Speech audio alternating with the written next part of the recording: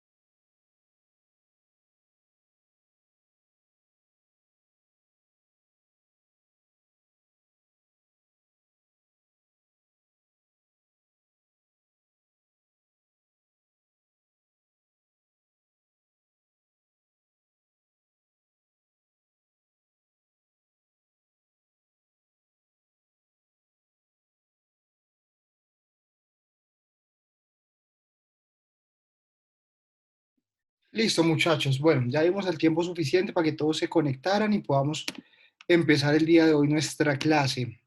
¿Alguien recuerda que hicimos la clase pasada? Vamos Buenas a estar noches, hablando sí, sobre el profe. derecho de petición. Muy bien. Los aspectos generales del derecho de petición que debe tener. Bien muchachos. En efecto, El miramos. plazo que tiene. Ujú. Bien, sí, miramos como todos los aspectos generales de lo que es el derecho de petición. Entonces, pues nada, grosso modo, pues supimos para qué era un derecho de petición, cuánto tiempo se duraba en responder un derecho de petición, ante quién puedo poner un derecho de petición, hay fechas dentro del proceso del derecho de petición y demás, ¿verdad? Eh, entonces, pues nada, hoy vamos a tener otra clase y vamos a hablar sobre la estructura del Estado colombiano. Algunos de ustedes ya lo sabrán, esta clase pues para algunos habrán temas nuevos, para otros serán recorderis, pero vamos a hablar de algo que quizá algunos de ustedes vieron en sus clases de democracia en el colegio o de constitución, si así lo veían, las ramas del poder público vamos a ver hoy, los órganos autónomos e independientes, la organización electoral, los órganos de control y el sistema integral de verdad, justicia, reparación y no repetición. Eso lo vamos a ver grosso modo. Eso va a ser un recorderis, cómo está constituido el Estado colombiano y vamos a terminar con un pequeño ejercicio para dar algunos puntos por participación y tener digamos que una nota un poquito más alta de la que ya tenían la vez pasada, para que en 8 días puedan tener, podamos tener un diálogo, una discusión y de ahí sacar la nota de nuestro primer corte. Dos notas importantes, la que sacamos la clase pasada y la que sacaremos en la próxima clase, más algunos punticos extras que le ayudarán a que suba su nota. Entonces vamos a tener 3 notas, 2 grandes y una con puntos que les ayudan para que suba su nota. ¿Vale, muchachos? Entonces, nada, quiero empezar inicialmente llamando lista porque recuerdo que hace 8 días había una persona que no estaba dentro de la lista y no quiero que eso pase en 8 días. Entonces, si usted no aparece en la lista, va a tener una semana para que haga su proceso administrativo y no tengamos líos en 8 días cuando a esta hora estemos en el debate y al final de la clase pues tengamos las notas del primer corte. En 8 días ustedes ya van a saber cuáles son sus notas del primer corte y ya, ese mismo día o al otro día ya les van a aparecer cargadas y tienen su nota del primer corte de esta materia, ¿vale?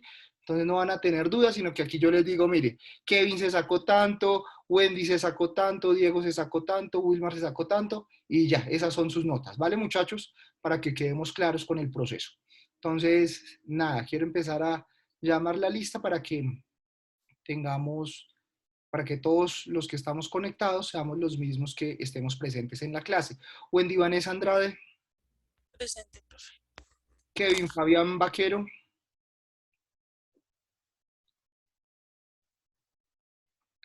Wilmar Alexander Betancourt. Presente, profe, buenas noches. Hola, hola Wilmar. Kevin Antonio Camargo. Presente, profe. Héctor García. Presente, profe. Iván Albeiro González.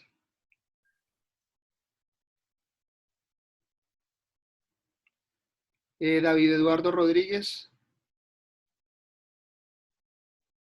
Y Diego Fernando Torres.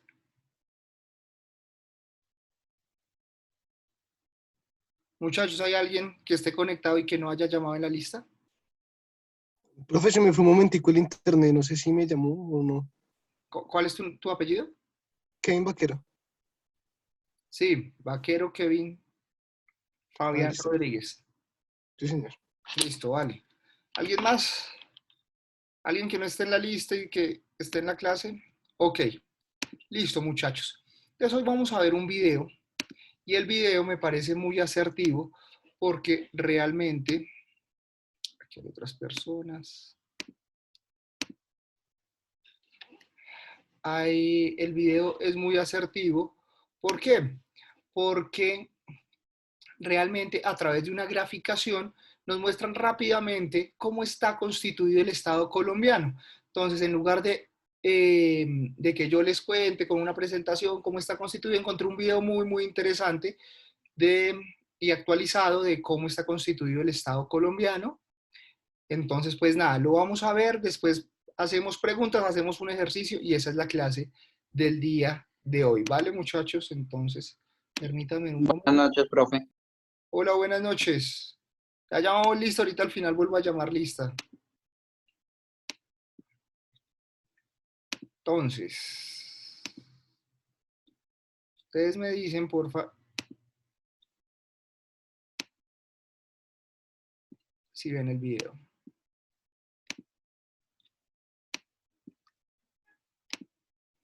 ¿Ya ven la pantalla de YouTube en sus computadores?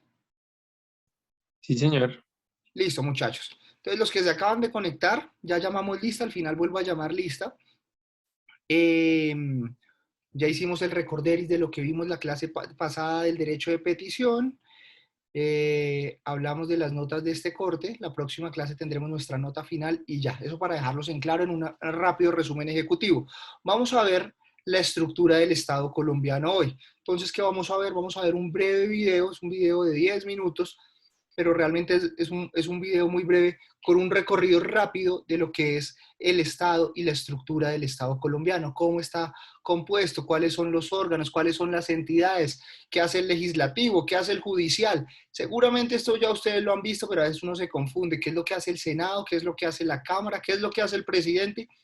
Básicamente aquí lo vamos a repasar nuevamente y ya, vamos a hacer un ejercicio final en la clase y con eso sacaremos unas noticas que les ayudarán a subir a ustedes 1, 2 o 3 puntos máximo dentro de la nota que tienen ya de la vez pasada, ¿vale? ¿Preguntas? Señor. Listo, muchachos, aquí vamos con el video. Si no llega No, señor. el audio o algo, me avisan, ¿vale? Pero entonces vamos con el video y ya volvemos a conversar. Cordial saludo, queridos estudiantes. Es un gusto encontrarme con ustedes nuevamente. El día de hoy hablaremos sobre la estructura del Estado colombiano. Bienvenidos nuevamente a mi canal. La estructura del Estado colombiano está compuesta por, primero, las ramas del poder público. Segundo, los órganos autónomos e independientes. Tercero, la organización electoral. Cuarto, los organismos de control. Quinto, el sistema integral de verdad, justicia, reparación y no repetición. En cuanto a las ramas del poder público, el Estado colombiano posee 3 ramas: rama legislativa, rama ejecutiva y rama judicial.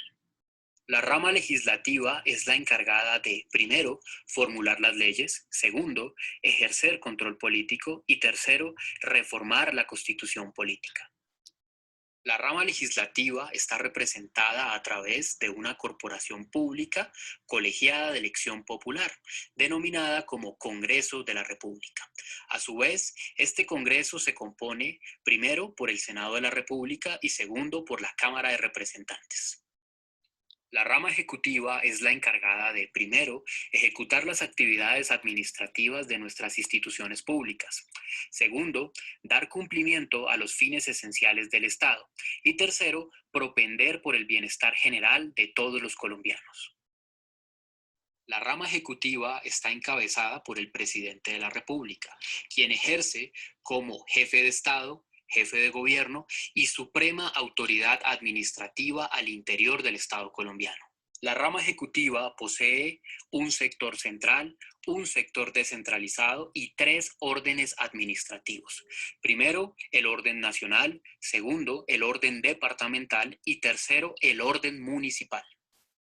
El sector central del orden nacional se compone a su vez de, primero, los ministerios, segundo, los departamentos administrativos, tercero, los consejos superiores de administración y cuarto, las denominadas unidades administrativas especiales sin personería jurídica, cuya organización se distribuye a través de 24 sectores administrativos. En cuanto al sector descentralizado del orden nacional, tenemos las entidades adscritas y las entidades vinculadas. De forma resumida, podríamos indicar que las entidades adscritas cumplen funciones mayoritariamente administrativas en complemento a la misionalidad del ministerio o el departamento administrativo al cual pertenezcan. Mientras que las entidades vinculadas cumplen funciones mayoritariamente económicas y financieras, por lo cual el Estado a través de estas genera y percibe recursos por actividades que están relacionadas con temas comerciales, financieros o de carácter especial. El sector central del orden departamental está encabezado por la gobernación de cada departamento, cuya representación recae directamente en la figura del gobernador. A su vez, posee figuras de articulación y asociatividad departamental como lo son, primero, las denominadas regiones administrativas de planificación, segundo, las denominadas regiones administrativas de planificación y gestión, y tercero, las denominadas asociaciones de departamentos. El orden departamental posee una corporación política que también es de elección popular, la cual es encargada de ejercer control político dentro del departamento y la cual se conoce como asamblea departamental. En cuanto al sector descentralizado del orden departamental, encontramos una estructura similar a la del orden nacional, ya que contamos con entidades de carácter adscrito y entidades de carácter vinculado. El sector central del orden municipal básicamente se divide en, primero, secretarías municipales o distritales, segundo, departamentos administrativos para algunos casos. Es importante resaltar que cada municipio tiene una categoría asignada según su importancia regional, el número de habitantes y sus ingresos corrientes de libre destinación. Las categorías municipales van desde sexta categoría hasta primera categoría y la Ley 617 del 2000 contempla la posibilidad de acceder a una categoría especial. Esta última depende de unas particularidades adicionales que pueden ser históricas, culturales, portuarias, turísticas, entre otras. La rama judicial es la encargada de, primero, administrar justicia, segundo, solucionar los conflictos y controversias entre los ciudadanos y entre estos y el Estado. Tercero, decidir sobre cuestiones o pronunciamientos jurídicos que generen controversia. Cuarto, hacer efectivos los derechos, obligaciones, garantías y libertades consagradas en la Constitución y las leyes. Y quinto, propender por el logro y mantenimiento de la convivencia social al interior del Estado colombiano. La rama judicial es administrada por el Consejo Superior de la Judicatura, quien a su vez ejerce la función disciplinaria dentro de la rama.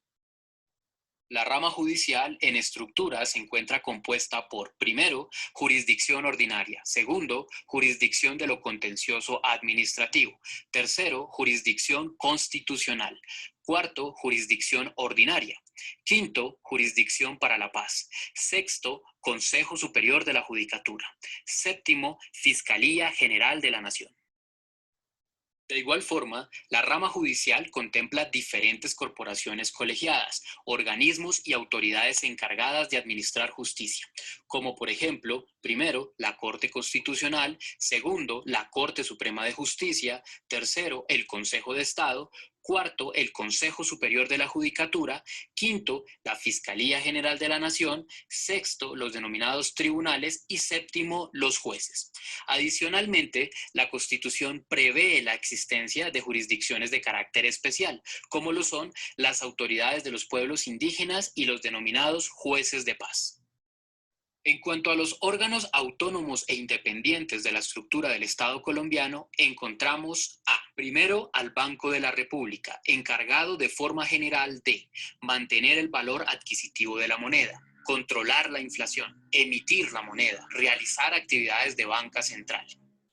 Segundo, encontramos a la Comisión Nacional del Servicio Civil, encargada de forma general de realizar administración y vigilancia del Sistema General de Carrera y garantizar y proteger el sistema de mérito en el empleo público colombiano. Tercero, encontramos las corporaciones autónomas regionales, encargadas de forma general de administrar dentro de su jurisdicción el medio ambiente, proteger los recursos naturales renovables y propender por el desarrollo sostenible de las regiones.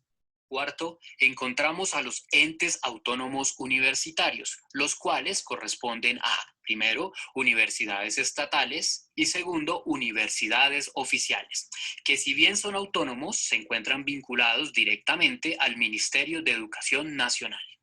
Quinto, encontramos a la Autoridad Nacional de Televisión del Estado colombiano, encargada de forma general de apoyar el diseño y ejecución de planes y programas para la prestación de servicios públicos de televisión, velar por el acceso a la televisión en el Estado colombiano, garantizar el pluralismo y la imparcialidad informativa, realizar un esfuerzo significativo para garantizar la eficiencia en la prestación del servicio de televisión en el Estado colombiano y evitar prácticas monopolísticas al interior del Estado colombiano. En cuanto a la organización electoral del Estado colombiano, esta es el conjunto de entidades encargadas de, primero, la organización de las elecciones, segundo, dirección y vigilancia del sistema electoral y tercero, realizar la identificación de las personas que habitan en el Estado colombiano. Así, encontramos que la organización electoral estaría compuesta por, primero, la Registraduría Nacional del Servicio Civil y segundo, por el Consejo Nacional Electoral. En cuanto al Consejo Nacional Electoral, podemos indicar de forma general que es el encargado de, primero, realizar la inspección y vigilancia de la organización electoral. Segundo, garantizar que los escrutinios reflejen el verdadero resultado de las urnas. Y tercero, elegir y remover al registrador nacional del Estado colombiano. Respecto a los organismos de control del Estado colombiano, encontramos a, primero, el Ministerio Público. Segundo, a la Contraloría General de la República. Tercero, a las Contralorías Territoriales. Y cuarto, a la Auditoría General de la República. En cuanto al Ministerio Público, es importante señalar que este se encuentra a su vez integrado por, primero, la Procuraduría General de la Nación, segundo, la Defensoría del Pueblo y tercero, las personerías distritales y municipales. De esta forma, los organismos de control del Estado colombiano son los encargados de ejercer control disciplinario, defender al pueblo y realizar control fiscal. Como último elemento de la estructura del Estado colombiano, y no menos importante, tenemos al denominado Sistema Integral de Verdad, Justicia, Reparación y No Repetición. Este se encuentra integrado por, primero, la Comisión para el Esclarecimiento de la Verdad, la Convivencia y la No Repetición. Segundo, la Unidad de Búsqueda de Personas Desaparecidas en el marco del conflicto armado. Y tercero, la denominada Jurisdicción Especial para la Paz, conocida popularmente como la JEP. Esto es todo por el día de hoy, mis queridos estudiantes. Nuevamente agradezco su... Listo, muchachos. Ese era el video que quería mostrarles el día de hoy de cómo está conformado el Estado colombiano. ¿Alguien tiene alguna pregunta de esa estructura que vimos el día de hoy del Estado colombiano? Las ramas públicas del poder, vimos los órganos autónomos, la organización electoral, los órganos de control y el sistema integral de justicia, reparación y no repetición. Así es como está conformado el Estado. Ahí podemos ver las contralorías, las procuradurías, la presidencia de la República, la fiscalía. ¿Qué más pudimos ver ahí? El Senado, la Cámara y todos los órganos independientes del Estado. ¿Alguien tiene alguna pregunta hasta ahí? Señor, Profe, yo tengo una pregunta. Adelante, por favor. Eh, en ese orden de ideas, el ICF, ¿en dónde estaría, de acuerdo al organigrama ese del Estado, en dónde estaría ubicado?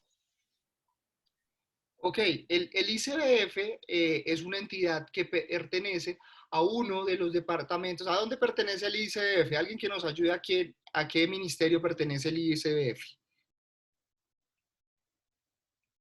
¿A quién se le ocurre a qué entidad, a qué ministerio pertenece el Instituto Colombiano de Bienestar Familiar?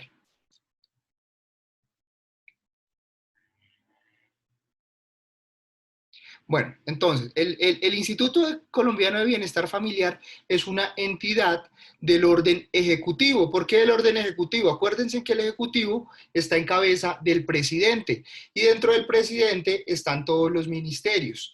El ICBF pertenece al Ministerio de Protección Social.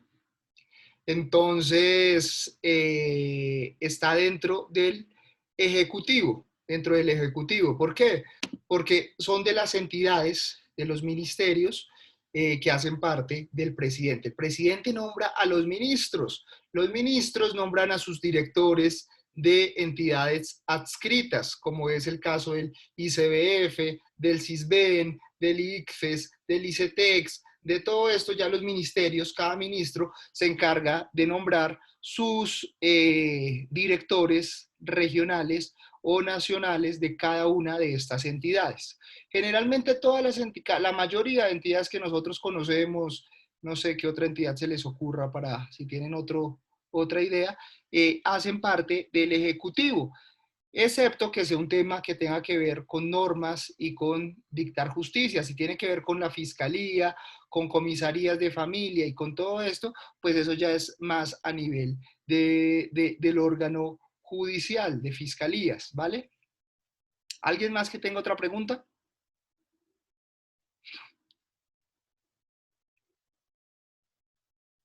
Listo, muchachos. Entonces, ¿cuál va a ser? Esto creo que es un recorderis rápido de lo que hemos visto, a lo largo de nuestra vida.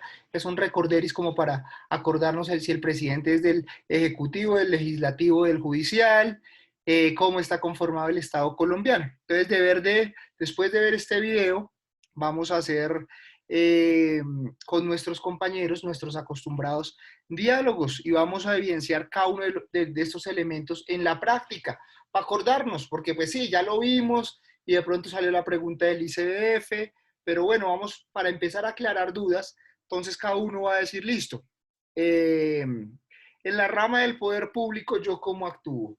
Yo cómo actúo, pues yo decido un Congreso de la República, un presidente, un fiscal. Vamos a interactuar ahí con los que quieran participar, o si no, yo pregunto. Si lo hacen voluntariamente tienen puntos, si yo pregunto, evidentemente no tienen puntos. Y demás, entonces, en los órganos autónomos, solamente por acordarnos. Si no nos acordamos, no importa, lo vamos a repasar, pero que nos quede claro cada uno de estas ramas, de estas estructuras del poder colombiano, dónde están compuestas, cómo están compuestas y cómo es mi relación con esos. Preguntas así como la que hizo el compañero, ¿a quién pertenece el ICBF? Pues son interesantes para uno ubicarse si pertenecen al el legislativo, el ejecutivo o el judicial. Entonces, alguien que quiera contarnos de pronto con las ramas del poder público, ¿cómo es su relación con las ramas del poder público rápidamente? Con el legislativo, el ejecutivo y el judicial.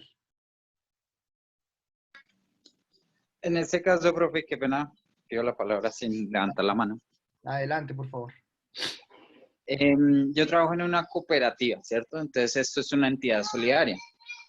Entonces esta hace parte, qué pena, a la superintendencia solidaria y a la superintendencia financiera.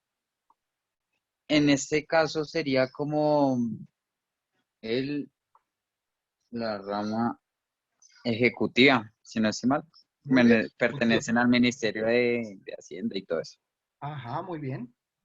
Entonces, ¿qué pasa ahí, David? En el Ejecutivo. En el Ejecutivo, el mismo ejemplo que el otro compañero. El Ejecutivo, ¿quién nombra a todos los ministros? ¿Quién nombra al ministro de Hacienda? El presidente de la República. Y el presidente nombra a superfinanciero, al superindustria y a todos los demás super. Entonces está por medio del Ejecutivo. Bien. Siguiendo ahí con ese ejemplo, en el Legislativo, ¿tú cómo interactúas con el Legislativo? Pues en el legislativo ahí estarían como las normas que tiene la cooperativa que debe cumplir. Como nuestra cooperativa es una entidad cerrada que solo pertenece al acueducto, por decirlo así, a trabajadores activos y pensionados del acueducto. Entonces es como cumplir con las normas que tiene la superintendencia, cumplir con todos los requerimientos y normas que tiene la superintendencia. Muy bien. Acuérdate que todo el legislativo, como tú lo mencionabas, es todo el tema de estatutos, de leyes, normas que están conformados, por un lado, por el Congreso y el otro por la Cámara. Acuérdense siempre de eso. El Congreso se divide en dos, en Senado y Cámara. Senado de la República y Cámara de Representantes. Entonces, bien. Y con el judicial,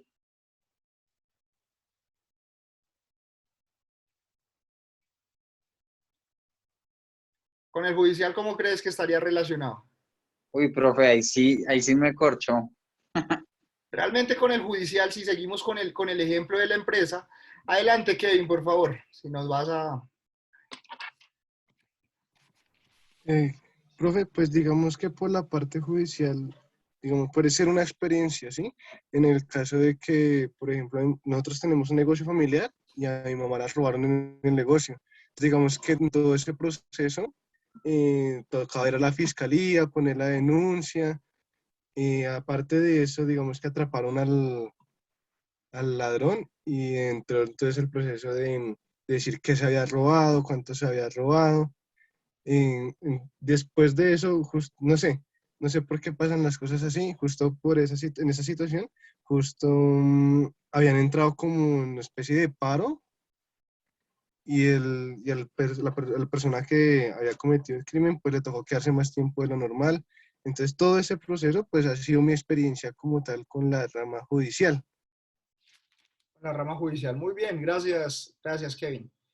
Que es todo el tema de fiscalías y demás órganos judiciales que se encargan de impartir justicia en el país. Para los ciudadanos de a pie, pues es la fiscalía, para otros, por ejemplo, para los congresistas, para los expresidentes es la Corte Constitucional.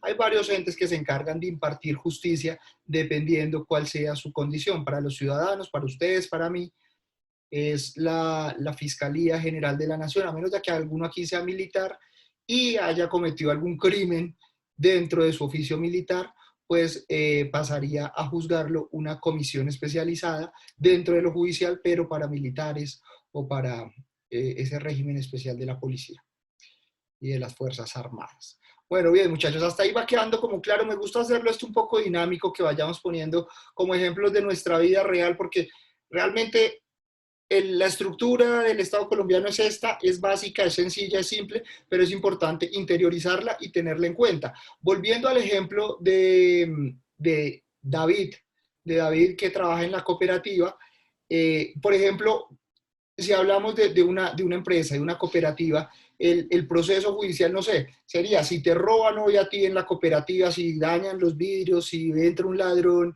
con una pistola y roba la plata, pues evidentemente a ti te toca tener un contacto con la fiscalía. Podría ser un ejemplo muy, muy simple y muy sencillo, pero es básicamente eso. Como que los contactos que tenemos con las ramas del poder serían de esta forma. ¿Vale?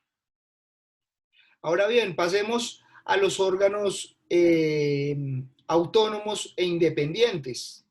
Entonces, ¿cuáles son esos órganos autónomos e independientes? ¿Alguien se acuerda?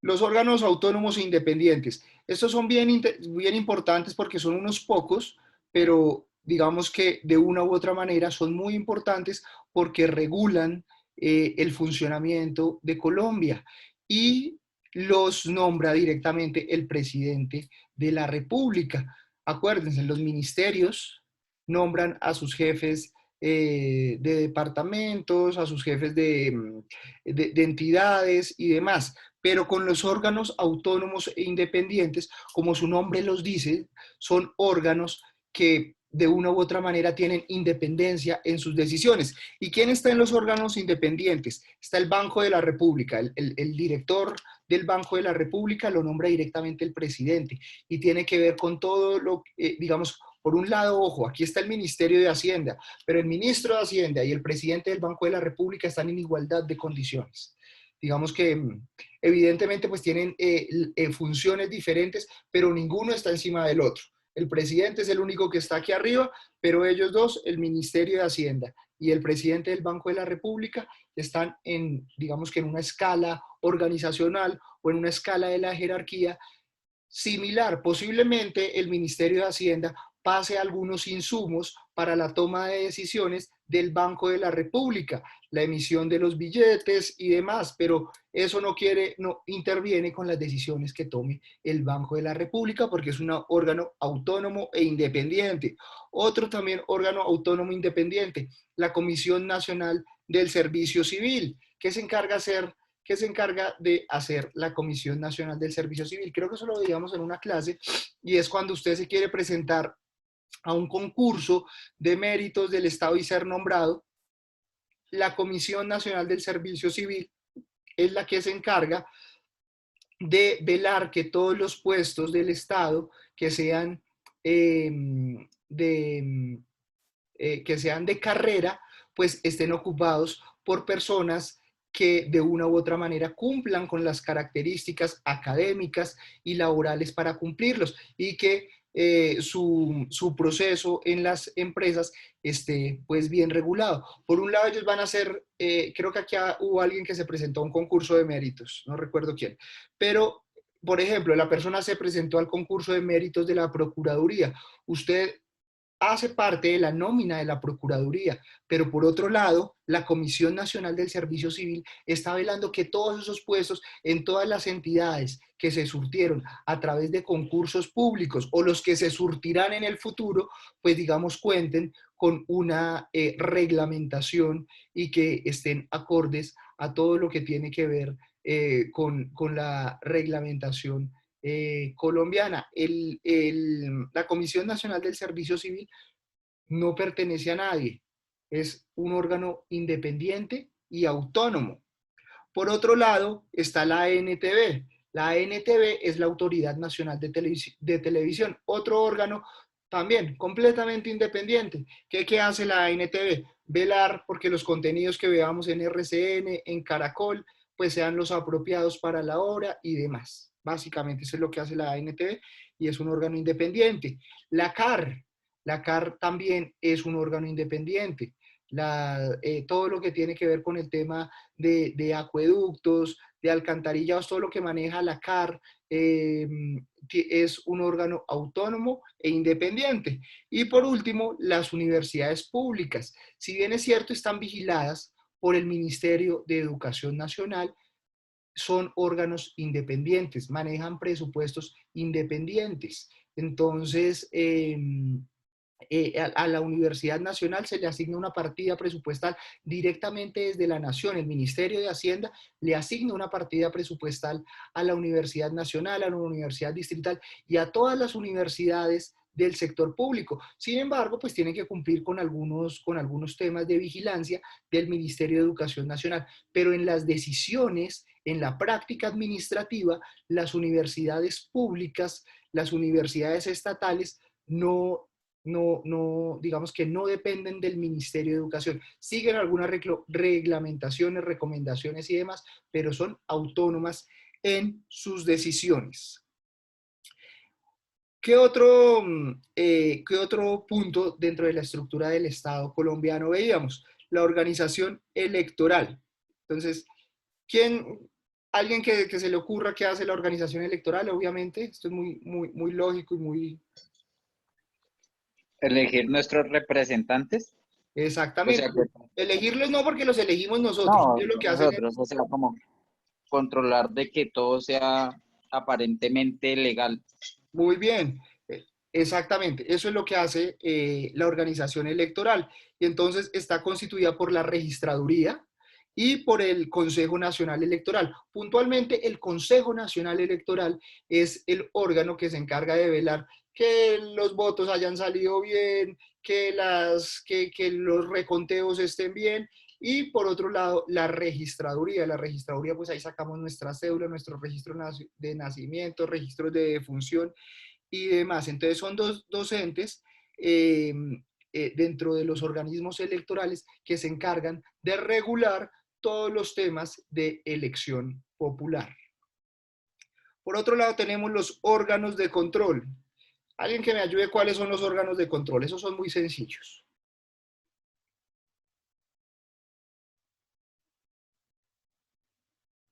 ¿Nadie? ¿No son la Procuraduría, la Contraloría? Muy bien, Kevin. La Procuraduría, por un lado, la Contraloría. La Contraloría es uno.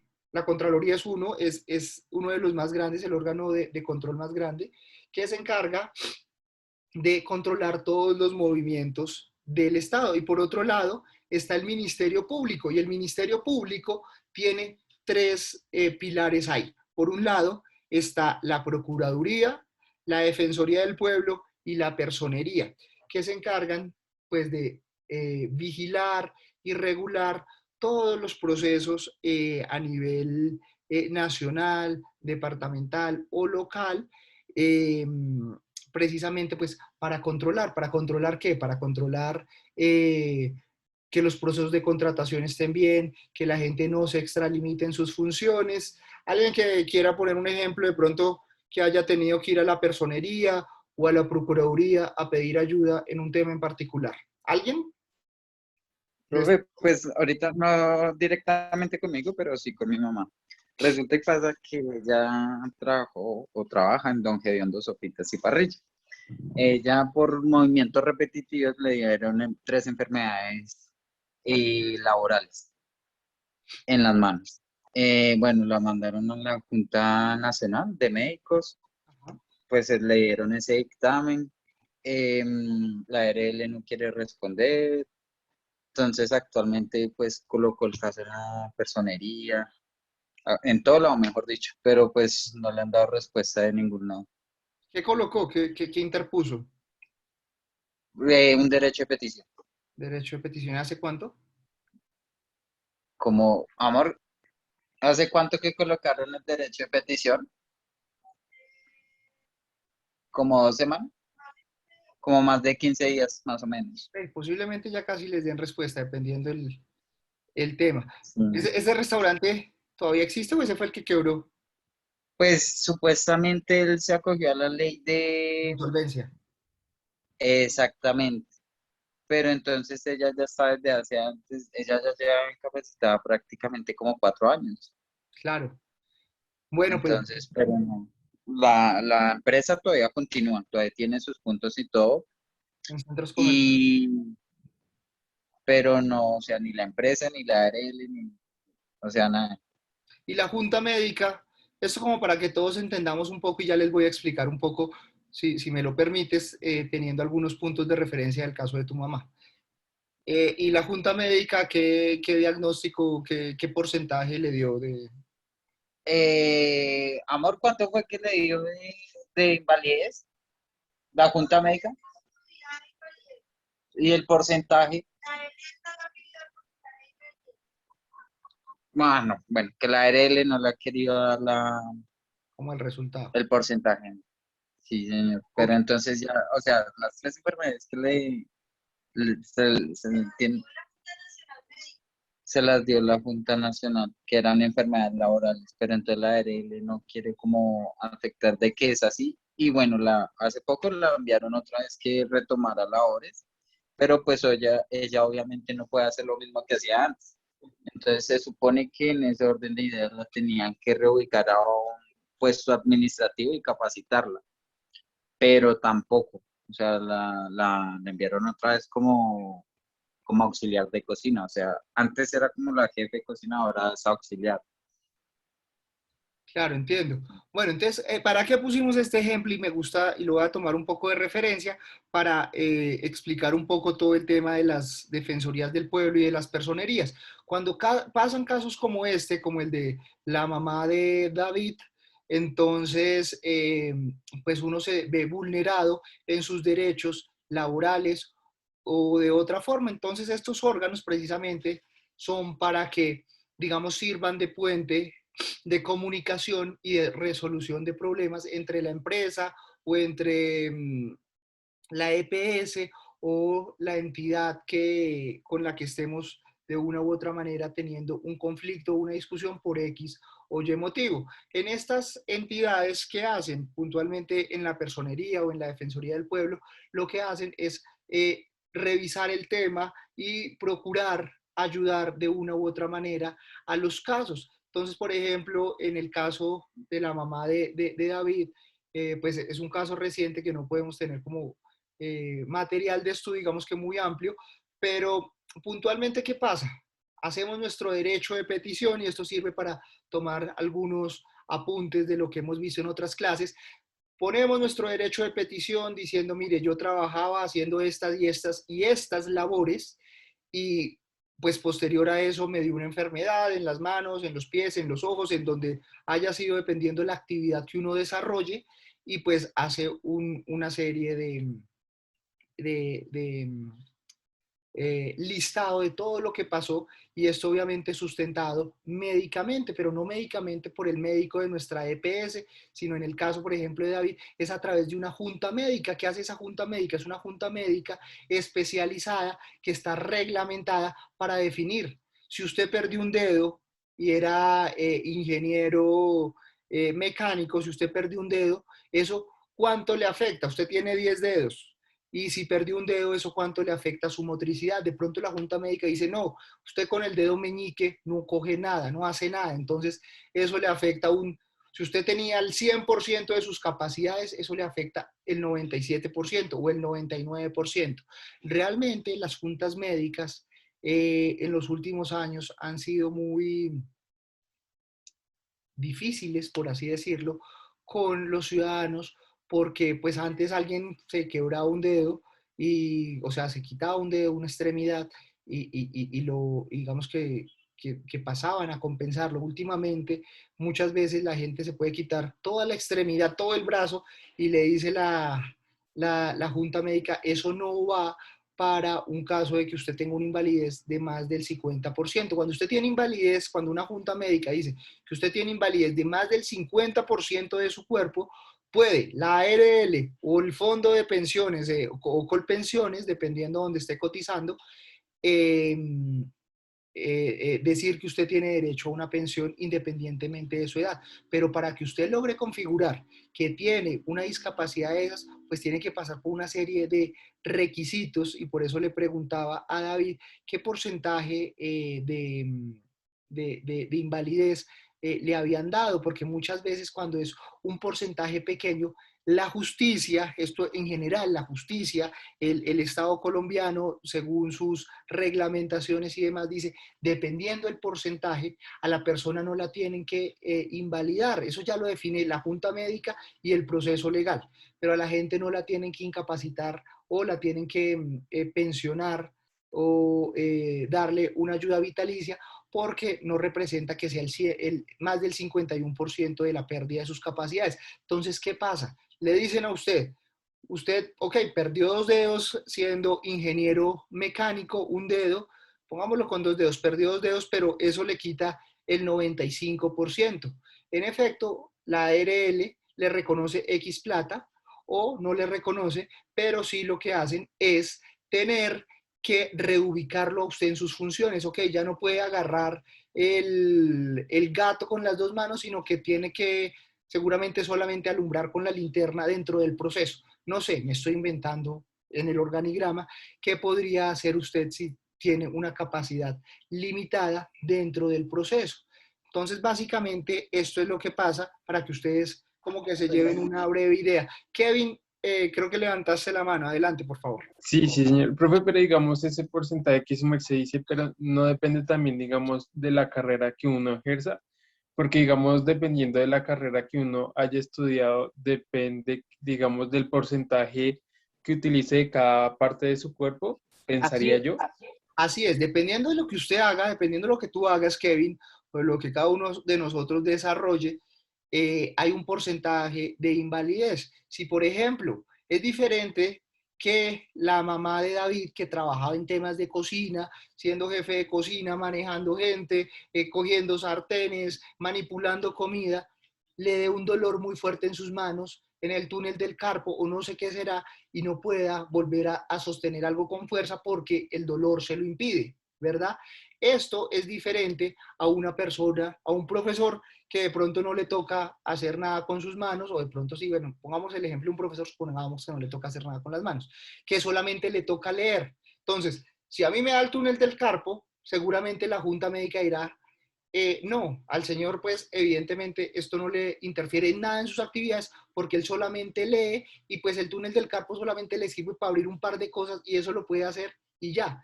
Pero para una persona que maneja temas de cocina o que maneja temas automotrices, que ve que todo el tiempo tiene que estar con las manos, los porcentajes son diferentes. Entonces en eso tienes razón, Kevin. Dependiendo de las labores que usted que una persona ocupe o no, pues se le da mayor preponderancia a una enfermedad u otra dependiendo del tipo de trabajo. Entonces, eso sí ya no lo sé, dependiendo de los tipos de trabajo, pues las incapacidades médicas y los porcentajes de invalidez en una persona, pero pues sí, realmente dependiendo está la calificación del tema.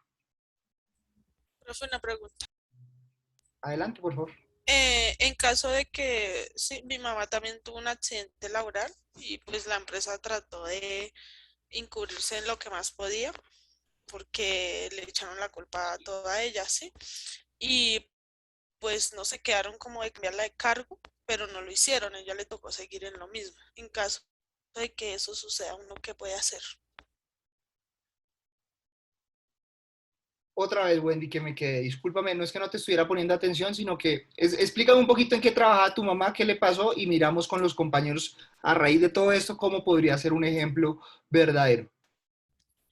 Vale, es que ella trabaja en una empresa de plásticos, ¿sí? Donde salen todos esos tarros que las máquinas los tiran y ella tiene que con sus manos pues limpiarle como lo sobrante, ¿sí? Salen calientísimos sus tarros, entonces ella le tocaba ir, echar como los bultos de reseo, no sé, creo que así se llama, molido en las máquinas para que salieran los tarros completos.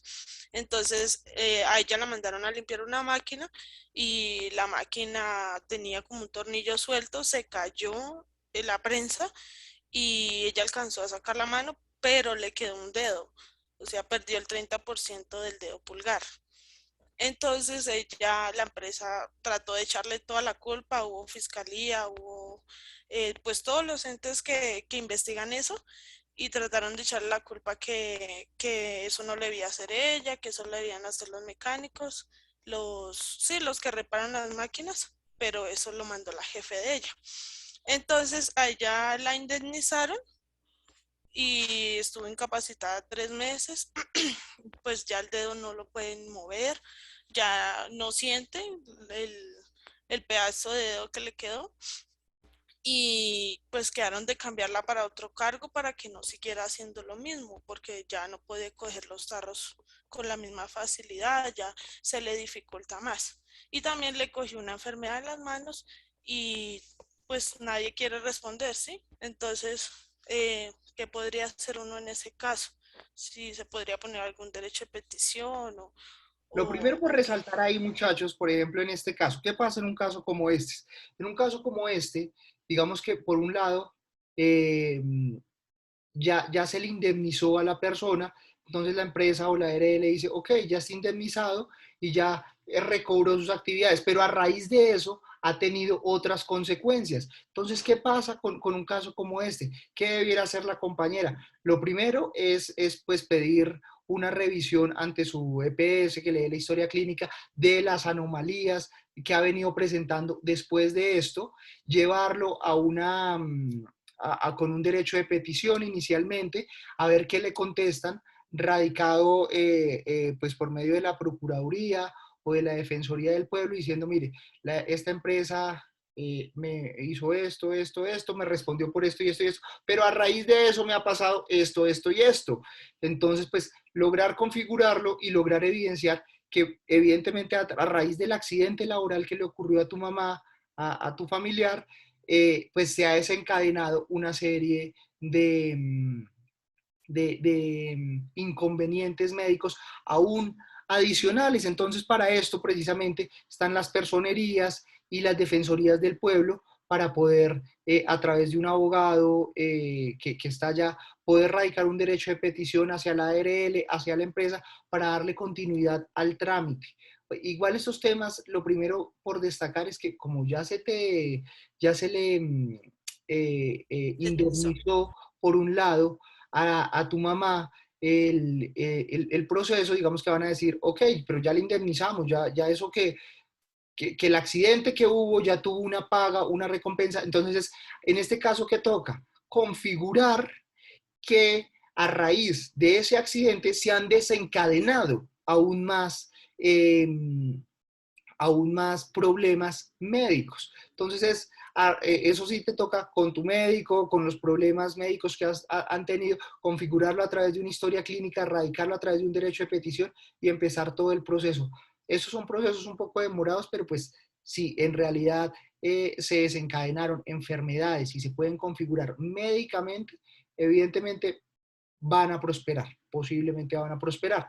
En caso de que no se pueda evidenciar médicamente, pues eso sí es una pelea un poco perdida. Es importante que se logre evidenciarlo, ¿vale?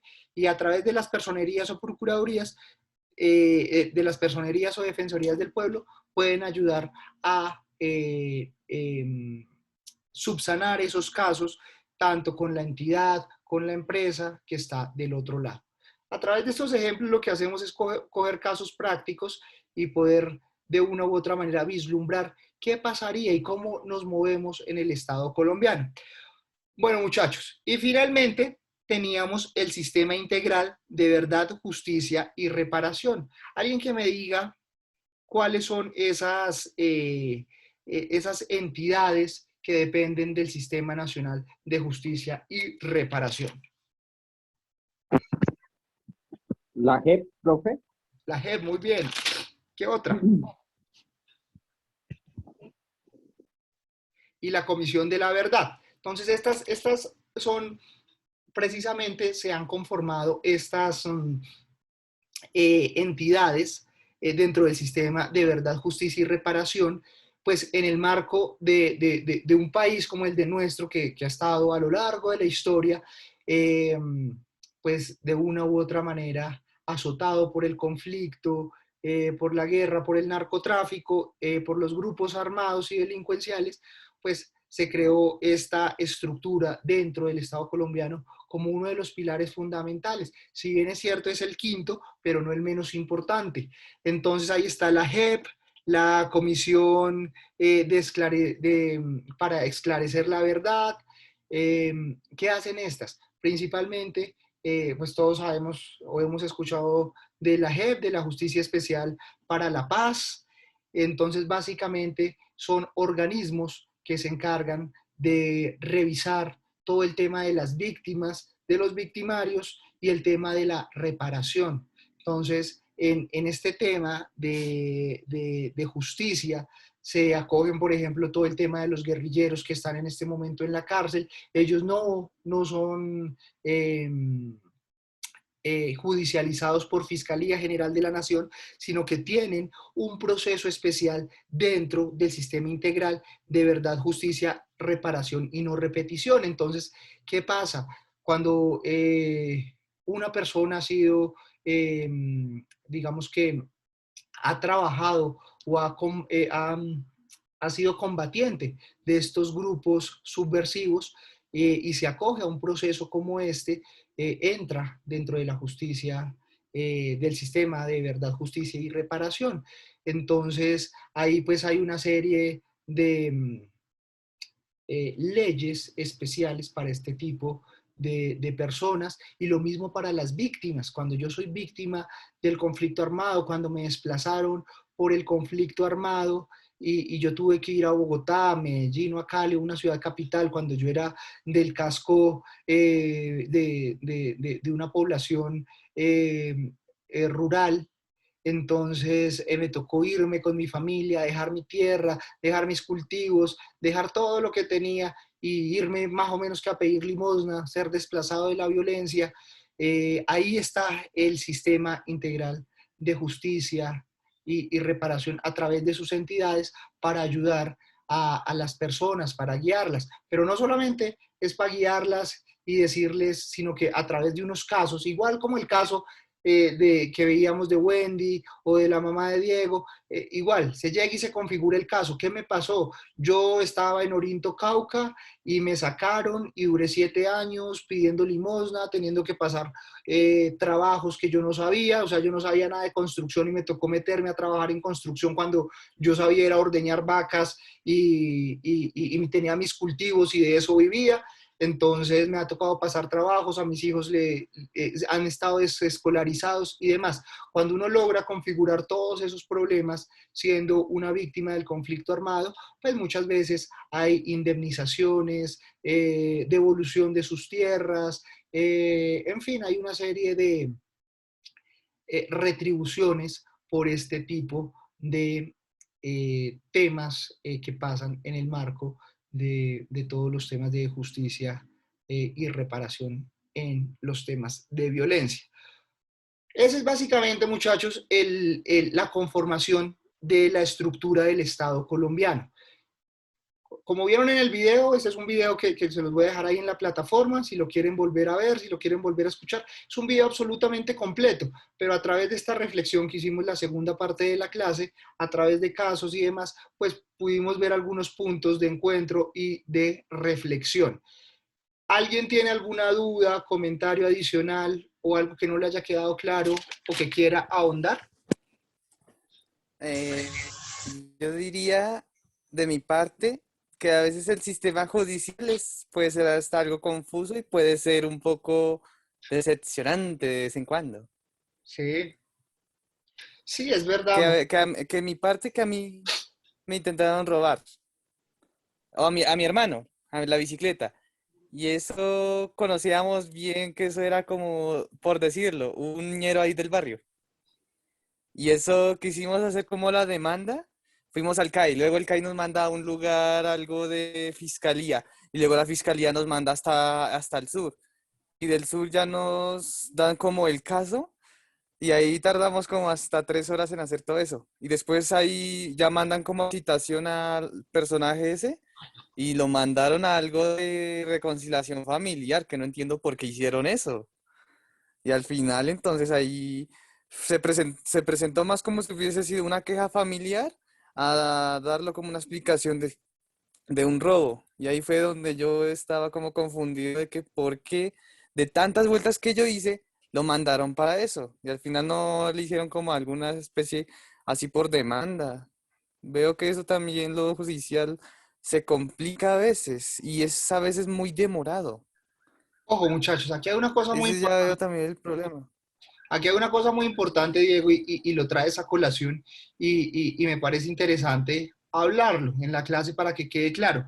¿Qué pasa? Como nosotros no somos abogados, muchas veces cuando pasa un caso como este, como el que le pasó a Diego, de su hermano con la cicla, muchas veces uno va y hace el proceso ante la policía, ante la estación de policía del barrio, que es la principal cosa que yo debo hacer, poner el denuncio de lo que me pasó ante la policía del barrio. Pero ¿qué pasa? Muchas veces la policía, los procesos, hago un paréntesis, los procesos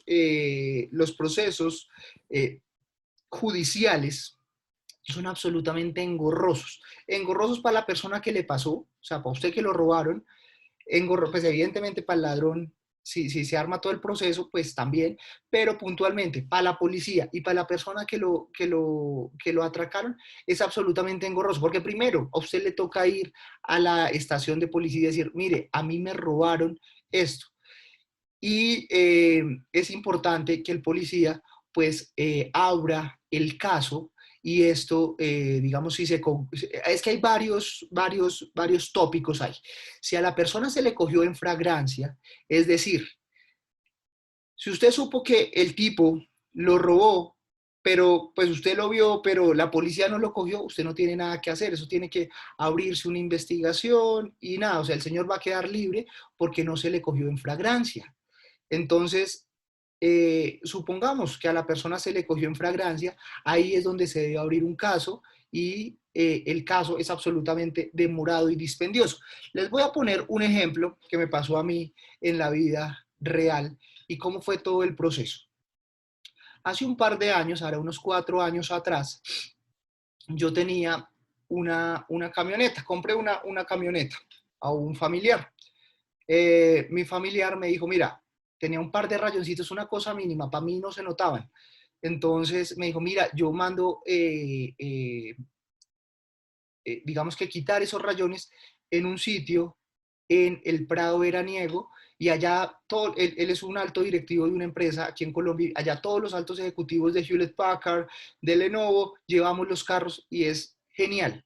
Entonces yo digo, ok, yo voy. Entonces evidentemente atendían eran a los altos ejecutivos de Lenovo, era un taller de barrio. Entonces llegué allá y yo le dije al tipo, mire, voy a dejarle mi camioneta, yo vengo recomendado de un familiar que es Pepito Pérez y, y pues nada, pues necesito que me arregle eso, los rayoncitos y unas cosas de revisiones mecánicas, todo salía como por 1.000.000 de pesos. Era más como una revisión. Pero la siguiente semana era Semana Santa. O sea, hoy es viernes y la siguiente semana comienza Semana Santa. Y yo le dije, ojo, ¿usted sí va a trabajar en mi camioneta o yo me la llevo y la parqueo? Porque yo me voy de viaje. Entonces me da igual irme de viaje y dejársela si usted la va a trabajar.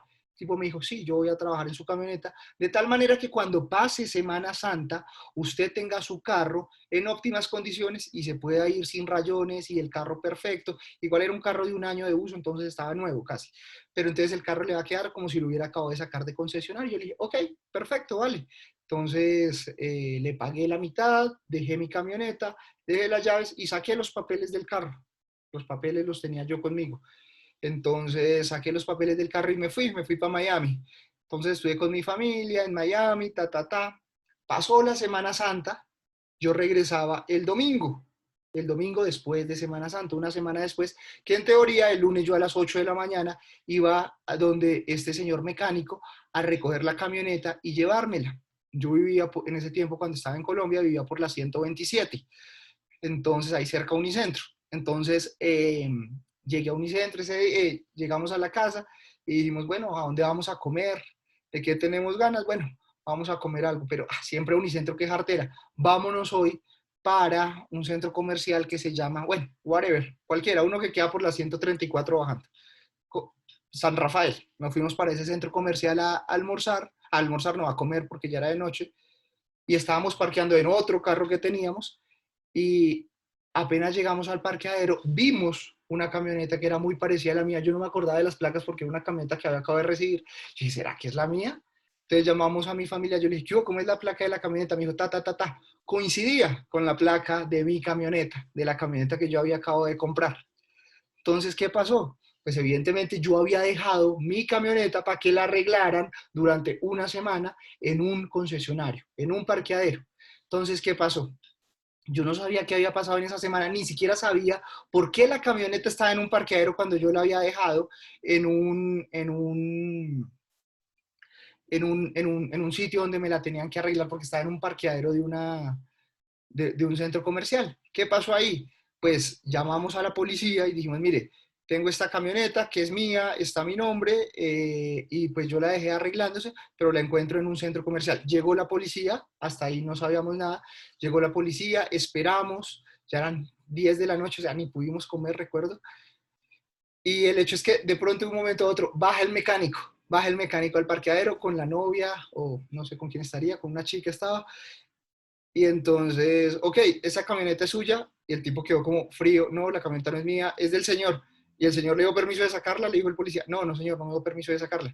Ok, eso era como de película, era la primera vez que me pasaba ese caso a mí.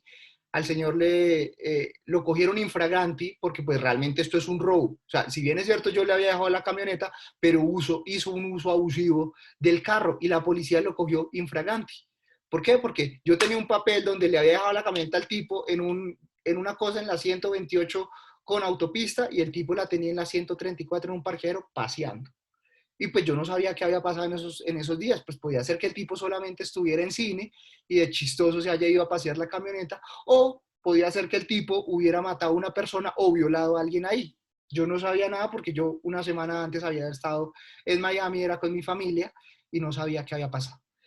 Paso seguido, la policía nos lleva a todos al CAI más cercano, al CAI de Boulevard Niza, y entonces me dicen, señor, pues usted tiene dos cosas, dejar el reporte ahí y que el señor se vaya, usted coge su camioneta y ya. O la dos es configurarle el caso y pues abrir un caso, eh, digamos que judicial.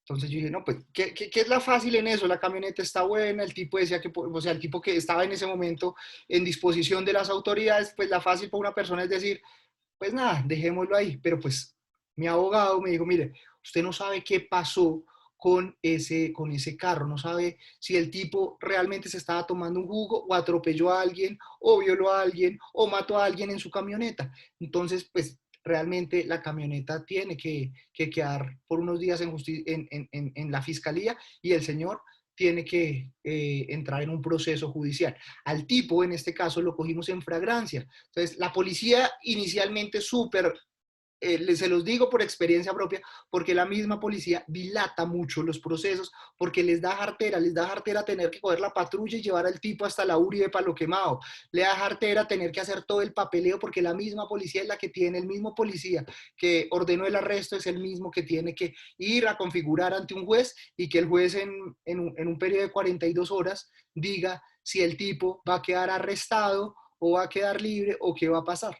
El hecho fue que, pues a mí me tocó decirle, pues yo necesito configurar el caso porque no sé qué pasó con mi carro. O sea, yo estuve una semana en los Estados Unidos y no sé en esa semana qué pasó con mi camioneta. Entonces, bueno, a partir de ahí la policía, como vuelvo y les digo, quería dilatar el tema. Fuimos incisivos en que no, que tocaba configurar el caso. El policía, pues como con jartera y todo, le tocó hacerlo. Llevamos al señor a la URI. O sea, esto empezó todo a las 7 de la noche y eran las 12 de la noche, y hasta ahora íbamos para la URI, para que se lleven una idea de lo dispendioso que es el tema. 12 de la noche un domingo en la URI de Palo Quemado. La URI de Palo Quemado es horrible. Eso es lleno de indigentes, de ladrones. Eso es una cosa terrible. Yo nunca había estado allá, pero es una cosa que ojalá nunca les toque visitarla porque es una jartera.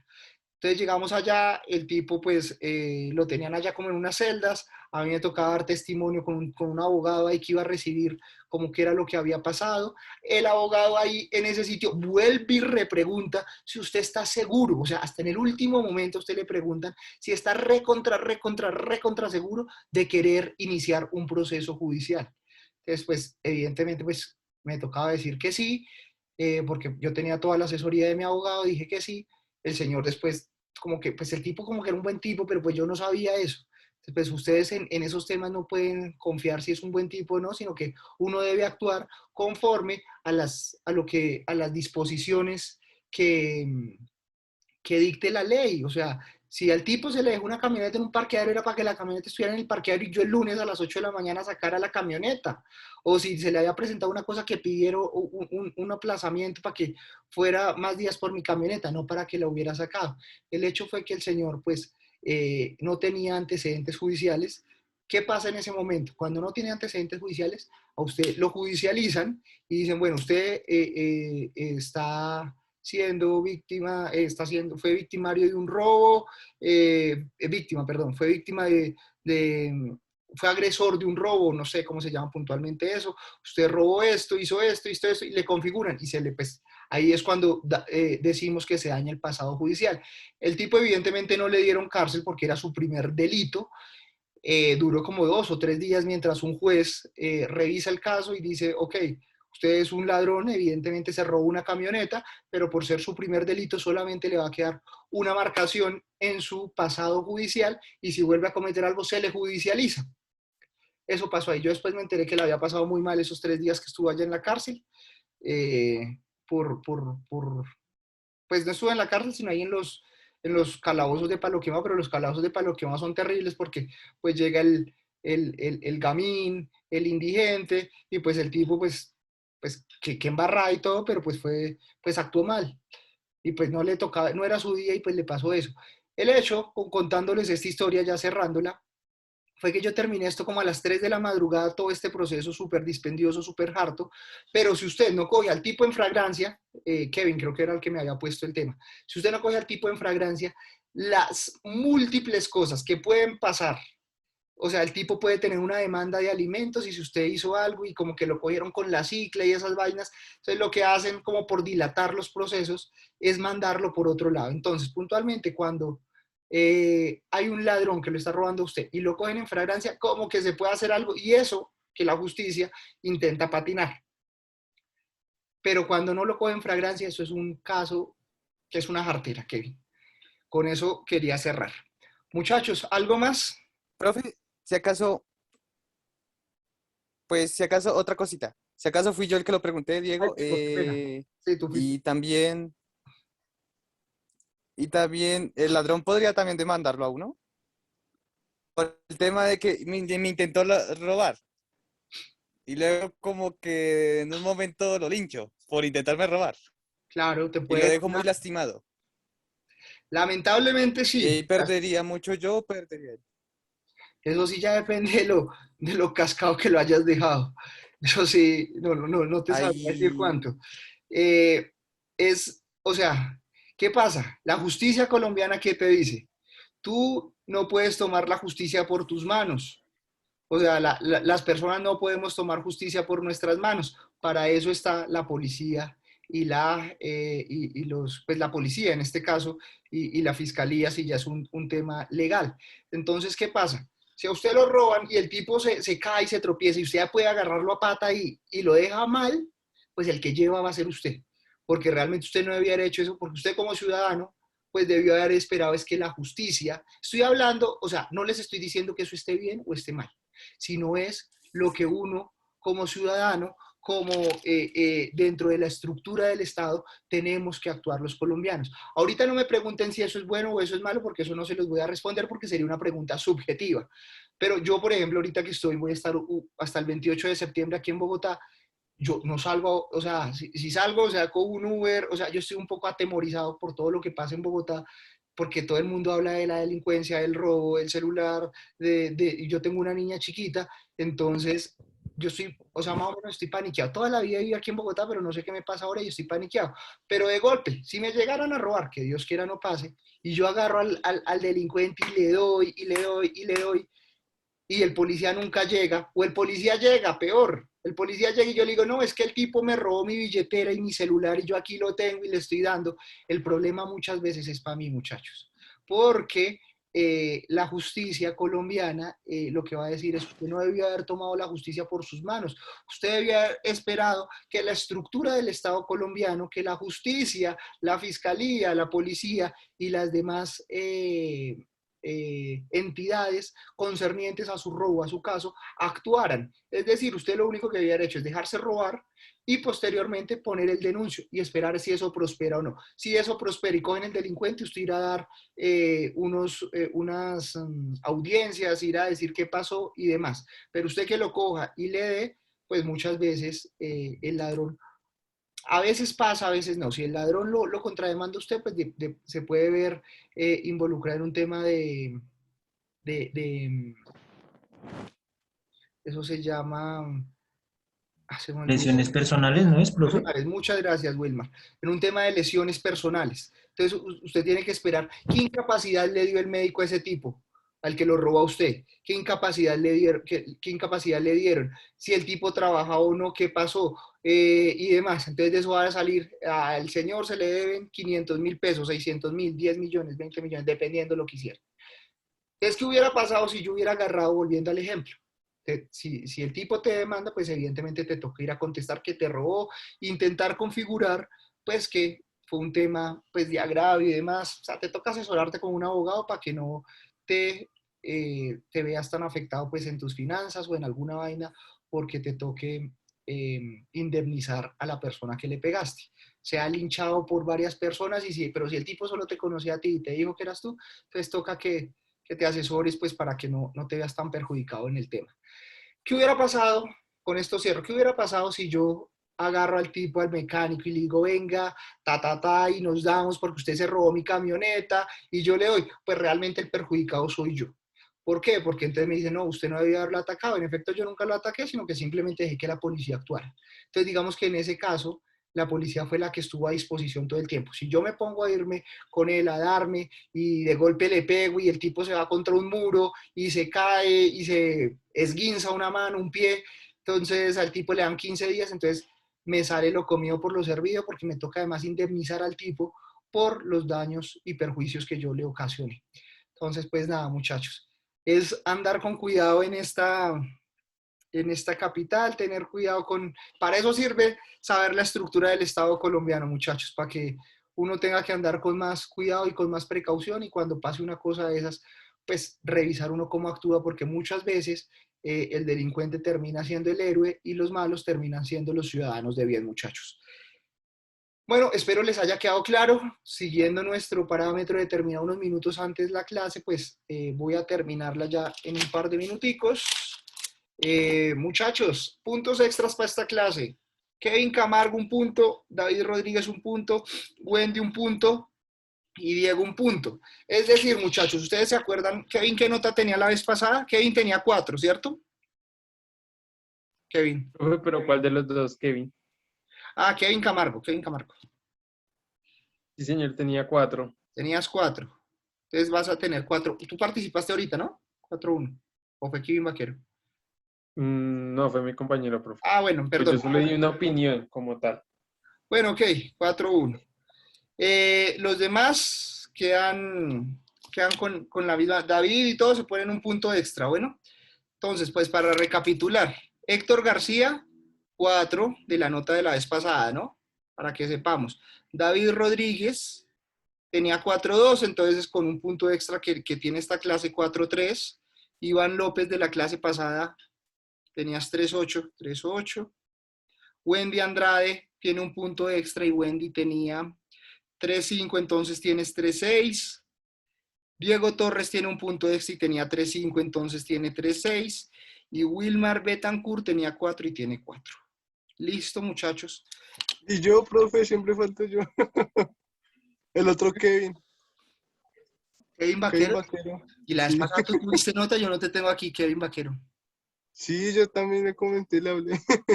¿Qué nota tuviste la vez pasada, Kevin? La verdad no recuerdo que tuve intermitencias con el internet. Dale, creo que de primera o segunda, es que era un caso familiar. Sí, No sí, sé sí. si se acuerdan. Listo, Kevin. No, déjame reviso en los videos y te digo qué nota tienes. Pero ¿Sabes qué puedo hacer? Si quieres cambio el nombre del Zoom, como para que no te confundas. no, ahí está bien, porque yo aquí veo Kevin Vaquero, sino que como tengo dos Kevin me puedo confundir. Pero nada, muchachos. Déjenme un segundo, llamo nuevamente a la lista porque creo que había alguien aquí en esta clase que no aparecía en la clase pasada, ¿verdad? Me lo estoy inventando.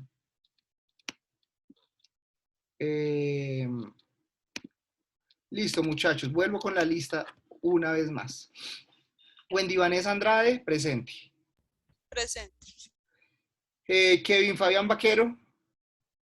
Sí, profe. Listo. Wilmar Alexander Betancourt. Presente, profe.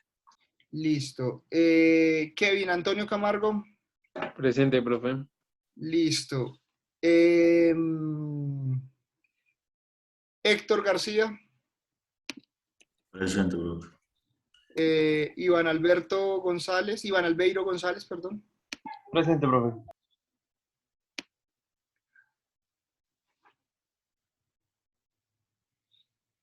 Iván, ¿tú no tienes nota de la clase pasada? Sí, profe, 3-8. Iván, Sí, profe, me acabas. sí, ya. Iván Vale, López profe. González, ok, sí, ya, aquí te tengo. Sí, ya, bien, gracias. David Eduardo Rodríguez, Presente, profe. listo. Y Diego Fernando Torres, Presente. listo, muchachos. Con el único que no tengo nota es con Kevin Vaquero, ¿verdad? Sí, De resto señor. no tienen nota. Listo, muchachos. Entonces, así las cosas, terminamos la clase del día de hoy. En 8 días vamos a tener un caso de discusión, un tema para abordar finalmente algún tema que ya lo pensaré cuál va a ser el quiz de la próxima clase, pero va a ser una dinámica similar a la de hoy. Sacamos las notas, computamos esta nota que tienen el día de hoy, que se la recordé, más la nota de 8 días y tenemos la nota de nuestro primer corte. Bueno, muchachos. Entonces espero que los que tienen 3.6, 3.8 podamos subirla a 4 y que a todos les quede por encima de 4 esta primera nota, muchachos. ¿Vale? Entonces, Vale, profe, pues muchas nada, los gracias. espero en 8 días, Listo, profe. puntualitos, y nos vemos. Kevin, quédate un segundo, vaquero. Bueno, profe. Dale.